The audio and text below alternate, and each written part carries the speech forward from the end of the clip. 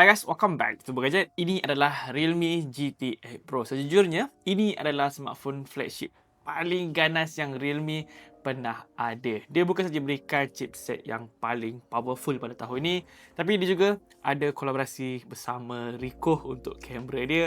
Kemudian ada bateri sebesar 7000 mAh, pengecasan yang sangat laju dan juga wireless charging yang sangat laju juga. Dia ada 50 watt untuk dia punya wireless charging. Jadi dalam video ni kita nak cerita apa yang best, apa yang tak best lah pada smartphone terbaru daripada Realme ni. Baiklah, kita mulakan pada bahagian yang paling unik dia, pada bahagian rekaan. Realme GT8 Pro ni datang dengan rupa yang clean dan premium. Dia ada bagi dua pilihan warna, Diary White yang tengah kita guna ni. Yang mana Diary White ni dia guna kemasan leather macam kertas yang mahal dan beri sentuhan yang unik lah bila kita pegang. Kemudian dia ada Urban Blue yang nampak lebih moden dan sporty. Tapi highlight yang paling special pada bahagian design ni adalah dia punya switchable camera bump. Yes, kita boleh tukar dia punya design camera bump. By this time, kita pakai yang petak. Kalau boring, kita boleh pakai yang bulat lah. Tapi secara default, dia datang yang bulat. Dan untuk pengetahuan anda semua, ini adalah telefon pertama di dunia yang berikan kita kebebasan lah untuk tukar dia punya modul kamera ni. So, kita akan sentiasa rasa macam smartphone ni, smartphone yang baru lah. Kadang-kadang petak,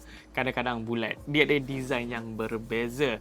Tapi, walaupun dia bagi free casing pada setiap dia punya kamera modul ni, contohnya macam by default dia adalah kamera bulat, dia bagi casing yang bulat lah untuk dia punya bahagian kamera tu.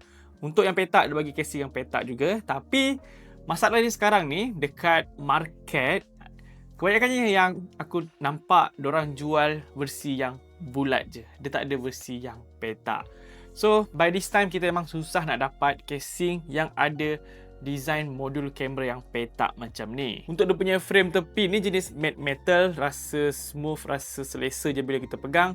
Dia punya berat je lah agak berat sikit. Dia dalam 214 gram untuk warna yang urban blue, dan warna putih ni berat dia 218 gram. Tapi dia punya berat ni taklah berat yang membebankan sangat. Dia rasa seimbang je lah, rasa okey je walaupun kita pegang dengan sebelah tangan. Jadi secara overall pada bahagian design dia ada karakter yang tersendirilah. Kita boleh tukar-tukar dia punya modul kamera bump ni. So dia bukannya copy paste design yang mainstream sekarang ni. Dia buat something yang tak boring. Yes, macam dia punya tagline lah. Tak boring berbanding dengan smartphone flagship yang lain. Baiklah, beralih pada bahagian depan dia pula. Pada bahagian display dia mewah gila. Dia punya display ni memang flagship habis. Yang mana Realme letakkan panel 6.79 inci AMOLED dengan resolusi yang tinggi, 2K display, QHD+. Kemudian ada refresh rate yang tinggi juga, 144Hz refresh rate. Jadi bila kita nak scrolling, bila kita nak main game tu, memang akan terasa smooth dan lancar je. Dan bercakap pasal gaming pada smartphone ni, dia ada sampling rate sehingga 3200Hz. Memang sedap. Dan yang lagi dahsyat, dia punya peak brightness boleh cecah sehingga 7000 nit. So, kita boleh layan movie dekat bawah matahari yang terik. Untuk performance dia pula sangat ganas. Realme GT8 Pro ni dikuasakan oleh chipset yang paling padulah pada tahun ni, Snapdragon 8 Elite Gen 5. Dia punya GPU pun kencang, Adreno 840. RAM pula sebesar 16GB. Dan Realme sendiri tunjuk pada Score Antutu version 11 dia boleh tembus sehingga lebih daripada 4 juta poin. Dia punya poin ni lebih tinggi daripada chip A19 Pro pada iPhone 17 Pro Max. Jadi dalam penggunaan sebenar, dia punya performance ni memang sangat kencang, memang sangat smooth.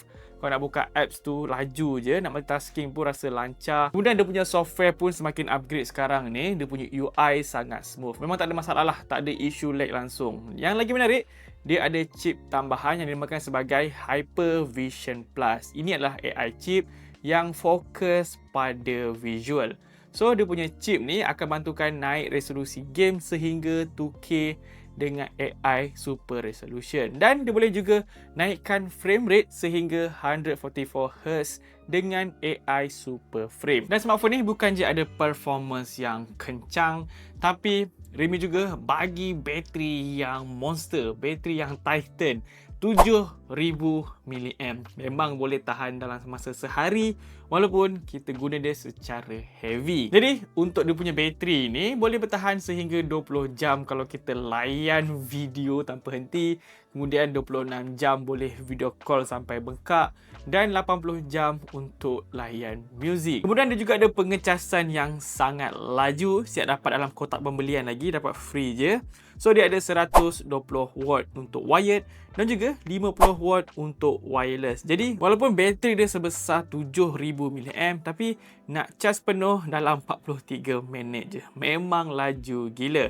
Dan untuk dia punya wireless charging pun memang sangat convenient dan sangat premium lah untuk smartphone flagship sekarang ni sebab dia bagi 50 watt. Okey, kalau tengok brand-brand yang Monster, brand-brand yang Shark, diorang punya wireless charging slow gila. Samsung, iPhone, berapa dia punya wireless charging? Cuba komen.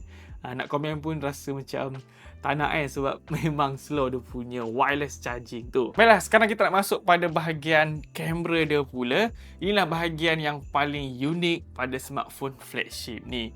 Yep, dia punya kamera bump pun dah cukup unik tapi dia punya software pun unik juga. Yang mana Realme bekerjasama dengan Ricoh GR. Kita semua tahu ramai professional fotografer akan gunakan kamera ni kalau nak ambil street photo. Ramai legend gunakan kamera ni lah. Jadi antara matlamat Realme untuk kolaborasi dengan Ricoh GR ni adalah untuk bawa vibe street photography yang sebenar lah dalam sesebuah smartphone, iaitu Realme GT 8 Pro ni. Baiklah, kamera utama smartphone ni ialah 50 megapiksel dengan menggunakan sensor Sony IMX906. Kemudian kamera telefoto periskop dia pula 200 megapiksel yang menggunakan sensor Samsung HP5. Kemudian dia punya kamera ultrawide pun padu 50 megapiksel. Untuk kamera selfie 32 megapiksel. Jadi untuk dia punya hasil kamera ni memang padu, mampu berikan kualiti yang sangat tinggi. Ada punya HDR sangat baik, dia punya kawalan cahaya pun cukup bagus. Memang padu lah dia punya hasil gambar ni. Yang lagi bestnya adalah pada Ricoh GR mode ni. Dia punya UI ni memang sangat minimal. Dia akan fokus pada framing dan moment. Seriously, kalau nak ambil street photography memang akan ada vibe yang tersendiri lah. Kita rasa macam dah profesional je menggunakan kamera dia ni. Dia tinggal point and shoot je, tak perlu ada setting yang pelik-pelik. Tinggal tekan je dia punya shutter ni, terus dapat hasil gambar yang sangat cantik lah menggunakan Ricoh GR ni. Dan pada Ricoh GR mode ni dia ada bagi 4 focal length. So kita akan dapat 28mm, 35mm, 40mm dan 50mm. Kemudian dia ada 5 pilihan warna. Dia ada 5 filem tone GR yang sangat klasik. So dia ada positive film, negative film, standard, high contrast black and white dan monotone. Yang lagi menariknya, kita juga boleh custom 6 resip yang tersendirilah ikut kita punya cita rasa. Untuk video capability dia pun memang tak main-main. Realme bagi 8K 30fps untuk rakaman paling tinggi. Tapi of course kita akan gunakan 4K je. So 4K pun ganas juga, dia bagi 4K 120fps Dolby Vision. Dia juga support untuk 4K 10-bit long. Ini memang sangat sesuai lah untuk content creator yang suka color grading tersendiri. Kalau tak suka color grading, pakai je warna yang ada pada smartphone ni. Itu pun dah cukup cantik. Dan untuk hasil rakaman dia pula mantap. Dia bukan sekadar bagi resolusi yang tinggi tapi hasil dia pun sangat bagus. So kalau tengok kat sini dia punya hasil rakaman ni memang sangat steady lah. Dia punya stabilization sangat bagus. Baiklah, untuk bahagian software pula, aku rasa akhirnya Realme dah jumpa resepi yang terbaik untuk jadikan dia punya software ni lebih lengkap, lebih perfect lah.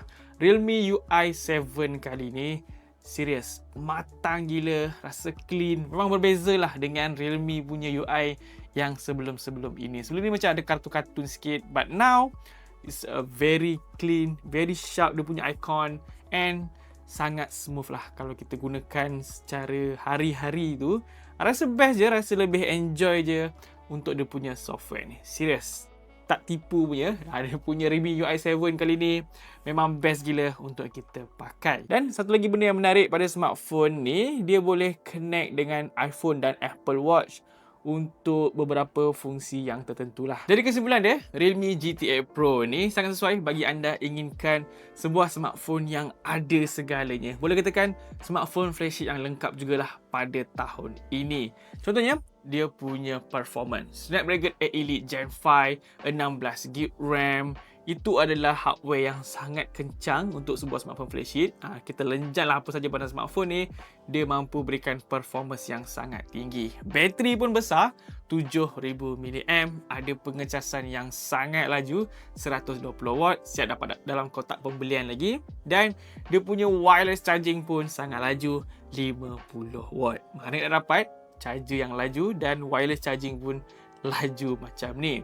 Kemudian dia punya display pun display yang top notch, display yang flagship, 2K display, 144Hz refresh rate, flat display. Memang best lah dia punya display ni.